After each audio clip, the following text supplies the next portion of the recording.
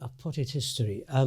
Probably in the 60s watching really good jazz players on television, usually American. And then the whole kind of rock scene kicked in, the heavy rock scene with Jimi Hendrix and all these kind of people. So there's a huge blues thing there going on. And some fantastic players. And so it was relevant because the blues is part of jazz. And so I listened to all these guys, and at the same time, listened to Hendrix and Clapton and these characters who were excellent players in their field. I was listening to Wes Montgomery, and he was a fantastic jazz guitar player.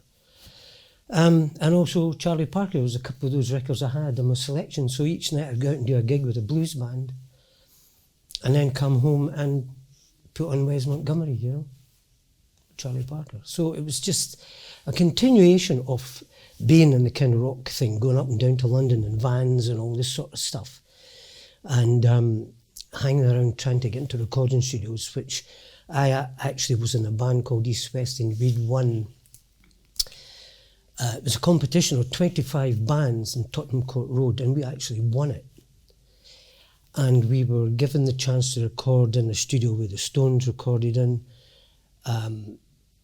I believe The Who was in another studio. I can't quite remember the names of it. And the other aspect was we were always going in at 2 o'clock in the morning when all these bands had done their bit and gone. And so it was all that sort of thing, up and down the country and just playing in bands and gigs. And but also seeing some fantastic, you know, going to the Marquee Club and hearing... well, at that time, there were so many really, really good guitar players in the rock world. And, you know, you could actually see the movement from the heavy blues thing through bands. But Hendrix played everything. He played soul and all his playing. He could do everything. And he also had played with Ray Charles and people like that. So there's a huge jazz thing in Hendrix's playing that people don't tend to pick up on, or maybe they do. Anyway... But you could see bands like King Crimson and Fripp and all these people playing, and it was moving away from just the heavy rock scene, and they were gradually getting into a whole different thing. And people like John McLaughlin and others were kind of there. So there was this bubbling jazz world which was coming through.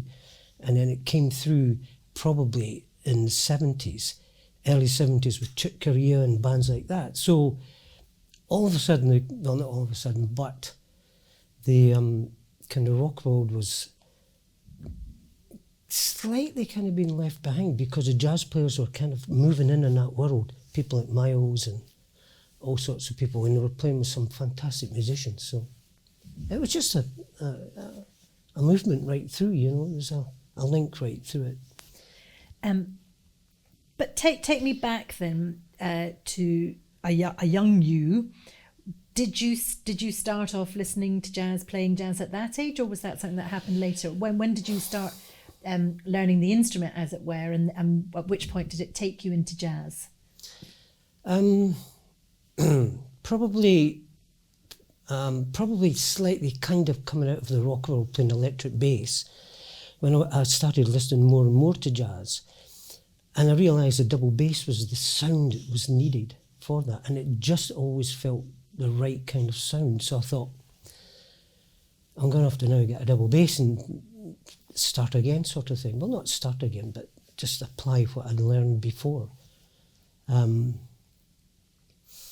then we're missing the bit where you started learning an instrument and which instrument it was and what your teaching through that was. It was guitar, because a chap in my class, he was taking classical guitar lessons.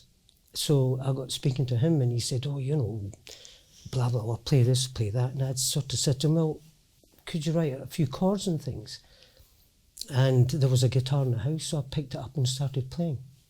That's what everybody does, you know, you just fool around in it and say, oh, that sounds not bad or whatever. And you just kind of progress and you keep going. And so the jazz thing was always there, but it was often on television too. So you know, you were seeing people like the Ellington Band or the Basie Band every now and again, Ella Fitzgerald, people like that, you know, singing on television. So you kind of picked up on it. You know, they were running parallel with the British pop scene as it was, you know, at that time. So that was that, you know. And you just kept playing the guitar and listening to people and going along and hearing bands. In the Edinburgh scene then, there was so many kind of what they called beat clubs in those days. And you could go along, you know, you'd turn up with your school uniform and then the girl would say, out by 10, you know, and you would go in and you'd listen to these people playing and you could talk to guitar players and all that kind of thing, you know. So the beat clubs, which can you name me a few of them and describe what they were like? I remember going down to a place in the Cowgate called the Wilkie House, and it's obviously still there. I don't know what it's called now. And there were places like The Place in Victoria Street, the Gamp Club, Bungay's in Fish Market Close, which was very good. But again, you know, you had to, you know, you're obviously miles too young for being in there. And so, you know, it was quite interesting also seeing all the women, you know. And did you go by yourself, or were you drawn there because of the guitar, the classical guitar, or by that point had you moved on to sort of jazz, rock? What it was was drawing you? Jazz and rock that I was listening to. So I would watch guitars and talk to them, you know. And there was a lot of good players, and the scene in Edinburgh was very, very good. And there was also guys coming through from Glasgow too, so there was lots of very good Glasgow bands as well. Who can you recall watching that made an impression on you?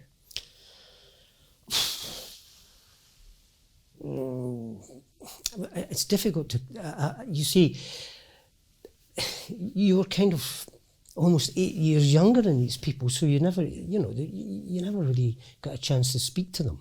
You would watch them and you'd chat, but you wouldn't really pick up names, you know, and you would just say, well, for, you know, what kind of guitar, what kind of chord were you playing for this, that, and the next thing. And then when you started to do gigs, which I did do when I was about 16, 17, you then started to speak to them and then find out what they were doing, you know.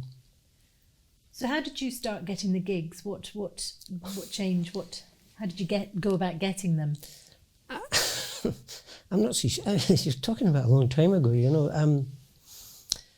It's difficult to say. You would find out who was kind of running the. Oh, there was a place called the Top Story as well. You would just go and ask the people who were booking the bands and say, look, you know, I've got this rock band. You know, can we have a 20-minute slot or something like that? And they would say, okay, you can have 20 minutes and then you can do that. And you wouldn't get much money for it, you know. And then, of course, all the money that you were making, you were having to pay for equipment, which was very expensive. So at which point would you say, or was there a point where you sort of transitioned from rock to jazz and committed to that side? Well, there's one thing I would like to say. That Ian Bairnson was a guitarist in the band East West. And he was quite young at the time. He was younger than the rest of us, but he could play Wes Montgomery solos. And we used to talk about jazz all the time, even when we were playing in rock bands, you know. So there was that kind of thing. We were always, you know, together. And then I kind of went along and listened to... In fact, Ian and I were talking to a couple of girls once in Princess Street, and they asked us if there was a jazz club. And I thought, well, there was one in Lothian Road, and I think, I can't quite recall the name of it. But that was the first club we went to, so we all went along to this club. It was a bar, actually, and there was a band playing there. And, you know, I thought, gosh, the saxophone player's really good. And that, again, is another kind of link into playing kind of jazz, because when the rock band we had, I said, well, let's get a saxophone player in, so it kind of threw in a different kind of aspect to the music. So these links are going on all the time. But then it wasn't until, I suppose, 73, I then moved to Glasgow for 3 years, and my younger brother was a very good drummer. And we went to America. So we'd be about 23. So he was younger than I was. And we went there for 6 weeks, just stayed in a YMCA, and we'd walk down to Greenwich Village every night and walk back and listen to absolutely fantastic musicians, which were just, again, so good, mainly black, but there was a whole different vibe coming from that scene. They were, you just knew that the music meant so much to them, you know. And it was really, really, really, really interesting listening to Elvin Jones at the top of the gate playing, and he's just there. And you look round the bar and there's about 6 people there, and you think, why is this guy such a great, great player and there's no one here? Basically because America doesn't really care, you know. And Jimmy Garrison on the bass, and the music was absolutely fantastic. It wasn't pretentious. The rock scene became early 70s, prog rock, all that sort of thing, got really, you know, all the good players are away, the bands were breaking up. This was just another level, and it meant so much. You could see the way these guys played, it meant so much. And so did you take some of that back home to Scotland, do you think? Well, yeah, you do, you know. And then when a couple of years later I came back to Edinburgh and got in touch with a trombonist called Brian Keddy, and you ought to have him down here because Brian Keddy was he was a very, very influential jazz player at that time because he was a hard bop trombone player. And hard bop is the kind of jazz that I really like. And it is for me, it's the backbone of everything in the jazz world. If you've got a good hard bop band or a good hard bop scene, everything else can sit on top of that. And just listen to, again, going back to that American trip, Billy Higgins on drums, in a tiny little bar, Cedar Walton on the piano, Sam Jones on the bass, you know, and there's 7 or 8 people there. You're thinking, wow, you know, this class of music is so good, and no one seems to be coming to listen to it. And back in Edinburgh at this point, who was the audience? Were you getting a good audience coming to listen to you? Starting playing jazz? Yeah. Yeah, well, you know, you'd have your bars, different little bars, and people were kind of coming along. It was, I think, younger people were kind of looking for something different. There already was, at the time in Edinburgh, at that time, a trad scene, which was quite big. Big in as much that there was, you know, there were quite a lot of trad bands playing. It wasn't really quite my thing. And so eventually you would, you know, playing with Brian, and Jack Finlay was the piano player, very, very good hard bop piano player, and his brother Tom Finlay. So then you kind of got into finding out who the players were, and there was a lot of very, very good players at that time. Through the 70s, coming up through the mid-70s, good bass player, excellent bass player Ronnie Ray was playing a lot, and there was Francis Cowan, fantastic player. You know, these guys were coming along, you know. And it was a good scene. It was gradually getting better. I'm trying to get a greater sense of how you could build a career. How at that point could you have built your career, and were you? You didn't really think about it like in that way. You just wanted to play, and just wanted some gigs, and so you know, there was a kind of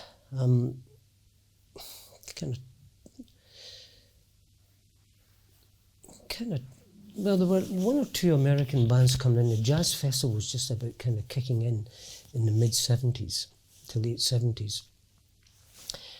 I can't quite recall when Platform was organised as a jazz organisation to then book bands. So it must have been round about that time, maybe the late 80s. There was already Platform 1 at the West End. They were putting on gigs. So there was just kind of enough gigs to kind of keep going, you know. it was quite tricky. There were really good guitar players around. Dougie Campbell was an excellent guitarist. Jack and I and Dougie would play in the Afton Hotel. It was a wee trio. And there were other gigs. Can't think of where they were. Platform, there was several gigs there at weekends and just different kind of functions, and that's how it kind of worked. But probably with Platform coming in, hold on a second. Jack Finlay and Bill Kyle, I believe in the mid-70s, got Platform up and going, and it was above the Watches of Switzerland, Princes Street. And that's when things started to really take off, because people like Lee Konitz played there in 1976 with Warren Marsh, Barney Kessel. So there was a kind of whole group of people arriving at this kind of place and listening to these people playing. So there was a scene going, and there was a good kind of more modern jazz scene going. And I think that from then on, it kind of carried on. And was it different from, say, Glasgow or other places in Scotland? Yes, in a way, because I stayed in Glasgow for 3 years, and when I went around to gigs there were mainly big bands. There was never any real kind of hard bop quintets, and that just didn't really kind of kick in at all in Glasgow. For some reason, they were kind of a bit more show busy, and there was always someone cracking jokes, and so I would go through there now and again and play bass through there.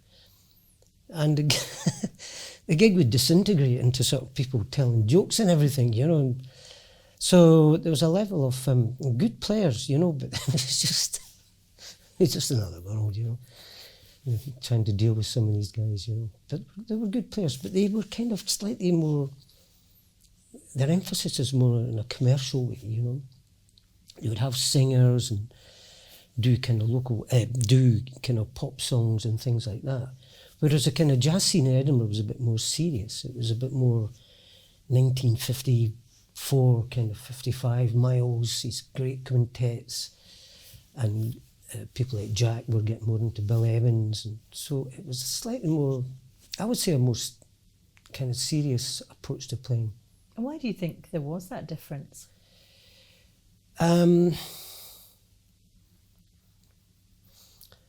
That's a long story, but it's a whole different cultural thing, that it's, when you played in Glasgow, before you even started off, you had to have a round of whiskies on the bar.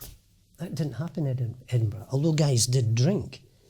It was this kind of drinking scene, which then, of course, people would chat away and get crack jokes and all that kind of thing. It was just a kind of,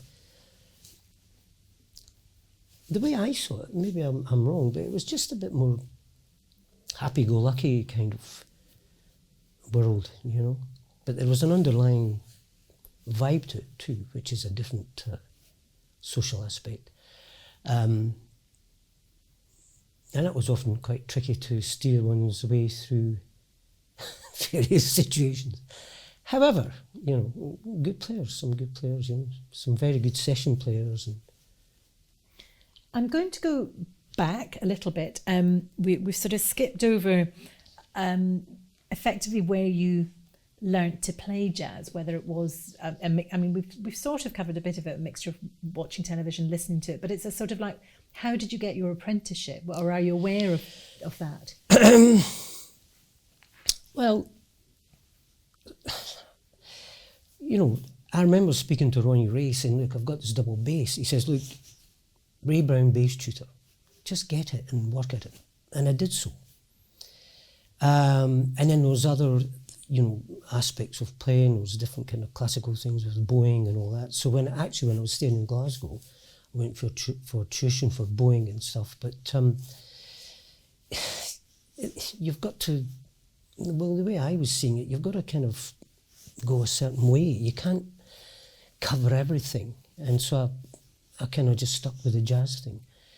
And in doing, as I said earlier, meeting Brian Keddy, we would practice together originally through Stirling, because he was through in Stirling. And we just worked through standards. A lot of Gershwin songs were used in the modern jazz world. Parker, Gillespie, Miles, all these people use these standard songs to write their own tunes on to a fantastic level. And we just kind of, you're listening to bebop, you're listening to that music and you think, gosh, that's a fantastic tune, let's try and get that one together. They're difficult, it's not easy. And so we'd play that kind of material, and Jack would be playing, and we'd knock together a band, and Bill Kyle started coming in different aspects, and Bill was very influential in putting Platform up and running with Jack, I think, at that time, and one or two others. So, there was these guys around and we'd be playing, and you just keep working at it and working at it and working at it and playing gigs. And do you think it's different for young jazz musicians coming up today? Is there still the same opportunities? I think they can get the music together quicker because there's all the books and there's all the recordings, and you can get tuition now that you couldn't get in the early days. The early days you had to listen to records, and that's how you could try to get music together. And this is where I think Brian was very good at, because Gordon Cruikshank was a good tenor player. And, they would often have to work things out together. Now, you just have to go on the net and they'll tell you how to do it.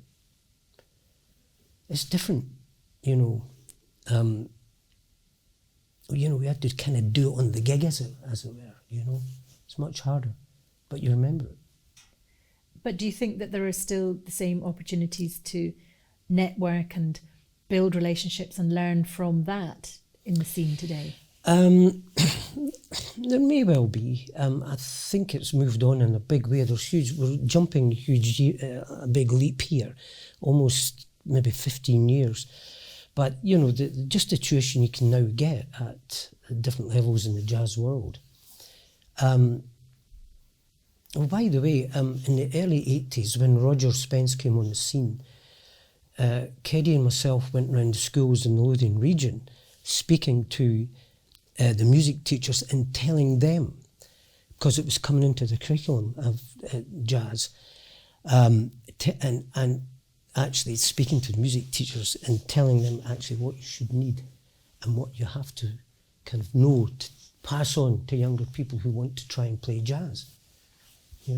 So, and they'd never really had been in that kind of world, so it's a new thing for them too, So possibly from that, moving into the 80s, the thing kind of progressed, And looking back, what are your strongest memories when you think back about the time that you've spent, all of that time across your whole career performing? Who